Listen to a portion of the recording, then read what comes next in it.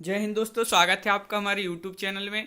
आज की वीडियो में हम लेकर आए हैं आपके लिए यहाँ पर हिंदी साहित्य के बहुत ही महत्वपूर्ण क्वेश्चन आंसर। तो वीडियो को पूरा अवश्य देखना है। वन लाइनर ये अपनी क्वेश्चन है, तो वीडियो को पूरा अवश्य देखें। अगर आप चैनल पर पहली बार आए हैं तो चैनल को सब्सक्राइब कर लें, बेल आइकन दबाएं, ऑल पर क्लिक करें ताकि ऑल वीडियो की जानकारी सबसे पहले आपके यहाँ तक पहुँचे। ज़्यादा से ज़्यादा वीडियो को शेयर करना है और वीडियो को लाइक करना ना भूलें। तो आज का अपने यहाँ पर फर्स्ट क्वेश्चन है, दोहा कोश किसकी रचना है?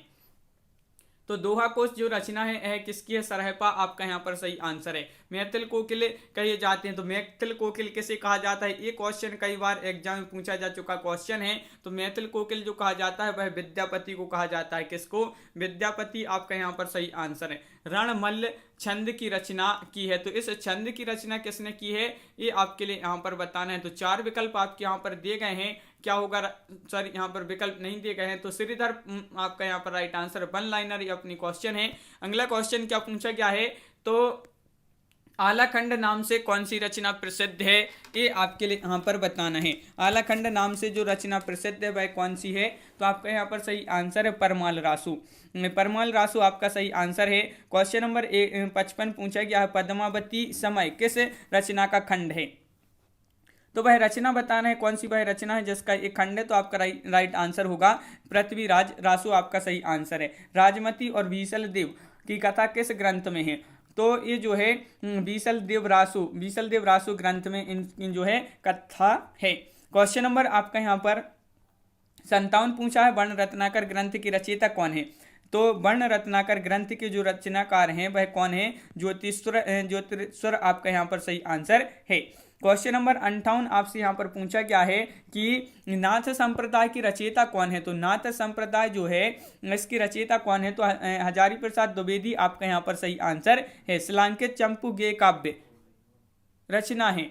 शिलांकित चंपू गेय काव्य रचना है, तो ये कौन सी रचना? राहुल बेल आपका यहाँ पर सही आंसर होगा। राहुल बेल आपका यहाँ पर राइट आंसर है, बिल्कुल सही। अगला क्वेश्चन क्या पूछा गया है? दो सुखने खालिकवारी आदि रचनाएं हैं, तो ये जो रचनाएं हैं किसकी हैं? तो ये रचना है किसकी?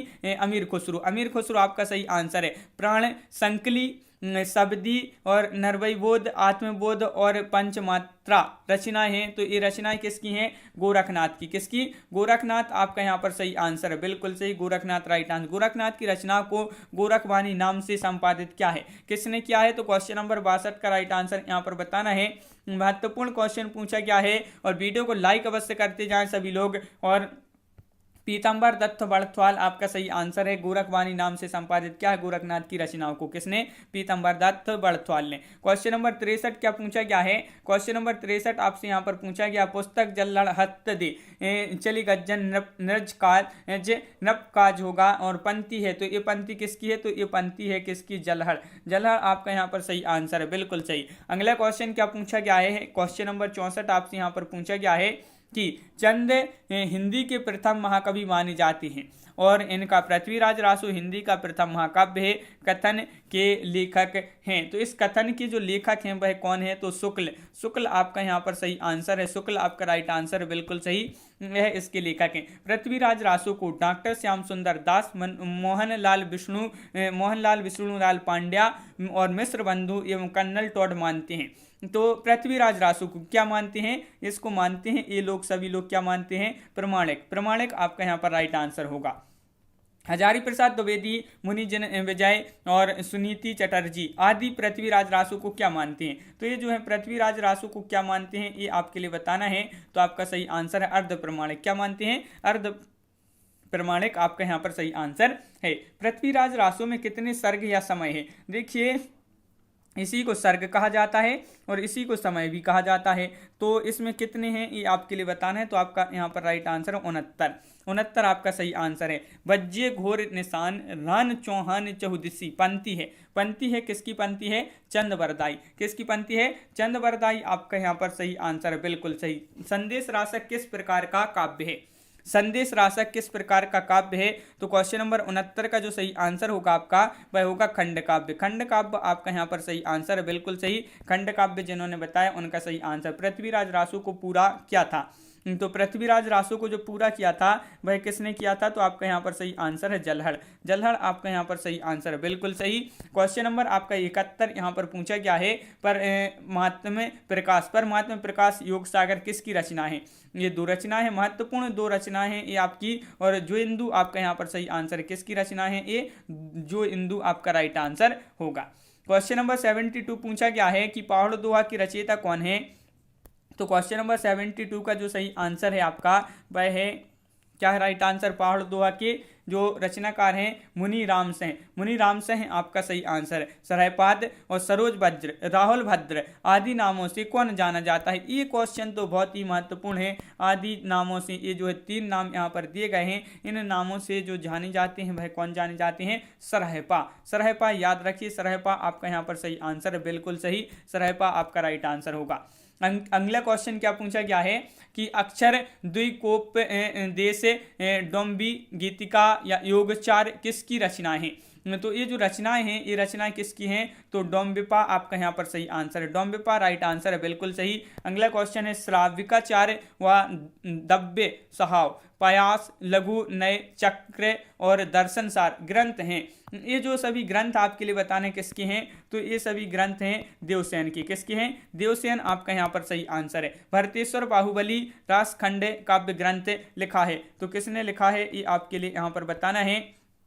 तो 76 का आपका जो सही आंसर है, 76 का राइट आंसर है आपका शालिभद्र सूरी। शालिभद्र सूरी आपका यहाँ पर सही आंसर होगा। शालिभद्र सूरी जिन्होंने बताया है उनका सही आंसर यहाँ पर है। स्थूलिभद्र रास किसकी रचना है? तो स्थूलिभद्र रास ये जो रचना है जिन धर्म सूरी की है। किसकी है? जिन धर्म सूरी आपका यहाँ पर सही आंसर है, बिल्कुल सही। क्वेश्चन नंबर आपका यहाँ पर 78 पूछा गया है। क्या पूछा गया है? रेवंत गिरी रास किसकी रचना है? ये क्वेश्चन भी आपका महत्वपूर्ण है। रेवंत गिरी रास ये जो रचना है किसकी है? विजय सेन सूरी की है। किसकी? विजय सेन सूरी आपका यहाँ पर सही आंसर है। नेमिनाथ रास नामक ग्रंथ की 58 छंदों में रचना की है। किसने की है? तो आपका यहाँ पर सही आंसर है सुमति गढ़ी। सुमति गढ़ी आपका यहाँ पर सही आंसर है। नेमिनाथ रास नामक ग्रंथ की 58 छंदों में जो रचना की है सुमति गढ़ी आपका यहाँ पर सही आंसर होगा। क्वेश्चन नंबर 80 आपसे यहाँ पर पूछा गया है, नाथ संप्रदाय को अवधूत संप्रदाय योग संप्रदाय कहा है। किसने कहा है? तो ये आपके लिए क्वेश्चन नंबर 80 में आपके लिए यहाँ पर बताना है। तो नाथ संप्रदाय को अवधूत संप्रदाय योग संप्रदाय जो कहा है वह किसने कहा है? हजारी प्रसाद द्विवेदी। हजारी प्रसाद द्विवेदी आपका यहाँ पर सही आंसर है। हजारी प्रसाद द्विवेदी जिन्होंने बताया है उनका यहाँ पर सही आंसर होगा। हजारी प्रसाद द्विवेदी द्वारा किस रचना में हिंदी साहित्य की अखिल भारतीय साहित्य से संबंध करने का प्रयास हुआ है? तो हिंदी साहित्य की भूमिका आपका यहाँ पर सही आंसर है। हिंदी साहित्य की भूमिका राइट आंसर। आधुनिक हिंदी साहित्य का विकास किसके द्वारा लिखा गया है? ये क्वेश्चन महत्वपूर्ण क्वेश्चन है। कैसा है कि आधुनिक हिंदी साहित्य का विकास किसके द्वारा लिखे थे? तो किसके द्वारा लिखे थे? तो श्री कृष्ण लाल। श्री कृष्ण लाल आपका यहाँ पर सही आंसर होगा। क्वेश्चन नंबर आपका यहाँ पर 83 पूछा गया है, हिंदी पुस्तक साहित्य को आधुनिक साहित्य संपत्ति का बीजक किसने कहा है? तो ये जो कहा है वह किसने कहा है? तो डॉक्टर माता प्रसाद गुप्त आपका यहाँ पर सही आंसर होगा। इन्होंने हिंदी पुस्तक साहित्य को आधुनिक साहित्य संपत्ति का बीजक इन्होंने कहा है, माता प्रसाद गुप्त ने। क्वेश्चन नंबर 84 पूछा गया है, हिंदी साहित्य और संवेदना का विकास लिखा गया है। किसके द्वारा लिखा गया है ये आपके लिए यहाँ पर बताना है। तो ये लिखा गया है किसके द्वारा? डॉक्टर रामस्वरूप चतुर्वेदी। डॉक्टर रामस्वरूप चतुर्वेदी आपका सही आंसर। हिंदी साहित्य का वैज्ञानिक इतिहास में संपूर्ण इतिहास को डॉक्टर गणपति चंद्र गुप्त ने कितने कालखंडों में विभाजित किया है? तो कितने कालखंडों में इसको विभाजित किया है ये आपके लिए यहाँ पर बताना है। तो आपका सही आंसर यहाँ पर होगा 85 का, आदिकाल, मध्यकाल और आधुनिक काल, यानी कि 3 कालों में इसको जो है विभाजित किया है। क्वेश्चन नंबर 86 आपसे यहाँ पर क्या पूछा गया है? क्वेश्चन नंबर 86, हिंदी साहित्य का सर्वाधिक व्यवस्थित और प्रथम इतिहास है तो कौन सा है? तो हिंदी साहित्य का इतिहास शुक्ल जी द्वारा। तो ये आपके लिए याद रखना है, ये जो है हिंदी साहित्य का सर्वाधिक व्यवस्थित और प्रथम इतिहास है, हिंदी साहित्य का इतिहास शुक्ल जी द्वारा। अगला क्वेश्चन क्या है? अपभ्रंश साहित्य को हिंदी साहित्य से अलग मानकर उसे पूर्व पीठिका के रूप में किसने प्रस्तुत किया है? देखिए, पूर्व पीठिका के जो रूप में प्रस्तुत किया है वह आचार्य शुक्ल जी ने किया है। किसने? शुक्ल आपका यहाँ पर सही आंसर है, बिल्कुल सही, शुक्ल राइट आंसर है। क्वेश्चन नंबर क्या है? क्वेश्चन नंबर 88 आपसे यहाँ पर पूछा है, आचार्य रामचंद्र शुक्ल ने काल विभाजन का प्रधान आधार क्या माना है? तो काल विभाजन का जो प्रधान आधार माना है जनता की चित्तवृत्ति के परिवर्तन को, जनता की चित्तवृत्ति के परिवर्तन को आपका सही आंसर है। शुक्ल कृत हिंदी साहित्य का इतिहास में आदिकाल का नाम जो सर्वाधिक विवादास्पद रहा है तो वह रहा वीरगाथा काल। वीरगाथा काल जो है ये शुक्ल जी द्वारा हिंदी साहित्य के इतिहास में आदिकाल का नाम जो सर्वाधिक विवादास्पद रहा है वह वीरगाथा काल रहा है। बहुत ही महत्वपूर्ण क्वेश्चन है, तो वीरगाथा काल याद रखिए। हिंदी के मुसलमान कवि नामक पुस्तक के लेखक कौन है? तो इसके जो लेखक हैं वह हैं कौन है? गंगा प्रसाद सिंह। गंगा प्रसाद सिंह आपका सही आंसर होगा। क्वेश्चन नंबर 91 पूछा, हिंदी साहित्य का कौन सा इतिहास ग्रंथ एक पुस्तक के रूप में सबसे बड़ा है?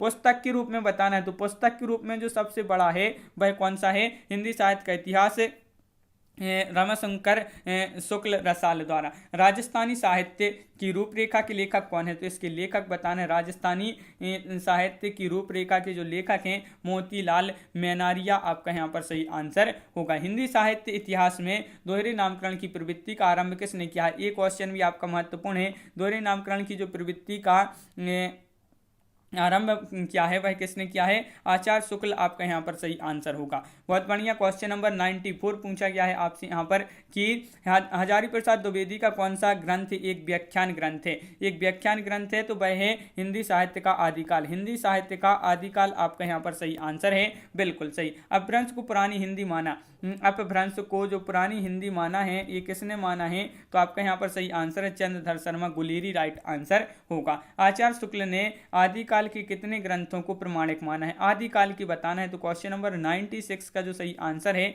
वह है 12 आपका यहाँ पर राइट आंसर है, बिल्कुल सही। क्वेश्चन नंबर 97 है, the modern vernacular literature of Hindustan किसके द्वारा रचित है? इसमें जिसमें केवल हिंदी कवियों का उल्लेख है। देखिए आपका यहाँ पर राइट आंसर है Grierson. The modern vernacular literature of Hindustan जो है किसके द्वारा रचित है? तो ये ग्रियर्सन द्वारा रचित है, जिसमें इसमें जो है केवल हिंदी कवियों का ही उल्लेख मिलता है। किसमें? The modern vernacular literature of Hindustan. Hindi साहित्य के इतिहास में काल विभाजन का सर्वप्रथम जो प्रयास किया है वह किसने किया है? तो काल विभाजन का जो प्रयास किया है वह सर्वप्रथम किया है किसने? जॉर्ज ग्रियर्सन ने। तो जॉर्ज ग्रियर्सन आपका यहाँ पर सही आंसर होगा। तस्करा-ई-शुरा हिंदी किसके द्वारा रचित इतिहास ग्रंथ है? तो क्वेश्चन नंबर 100 है अपने यहाँ पर, और इसका जो सही आंसर है वह आपका यहाँ पर राइट आंसर क्या है? मौलवी करीमुद्दीन आपका यहाँ पर सही आंसर है। मौलवी करीमुद्दीन आपका राइट आंसर है, बिल्कुल सही। तो इस प्रकार अपने यहाँ पर बहुत ही महत्वपूर्ण क्वेश्चन कंप्लीट हुए। कैसा लगा ये वीडियो आप कमेंट में जरूर बताएं। अगर आप चैनल पर पहली बार आए हैं तो चैनल को सब्सक्राइब कर लें, बेल आइकन दबाएं, ऑल पर क्लिक करें ताकि ऑल वीडियो की जानकारी आपके यहाँ तक पहुंचे। ज़्यादा से ज़्यादा वीडियो को शेयर करें ताकि अन्य लोग भी यह वीडियो देख सकें, और वीडियो को लाइक करना ना भूलें। तो आज की वीडियो में बस इतना ही। सभी के लिए बहुत बहुत धन्यवाद। सभी के लिए जय हिंद।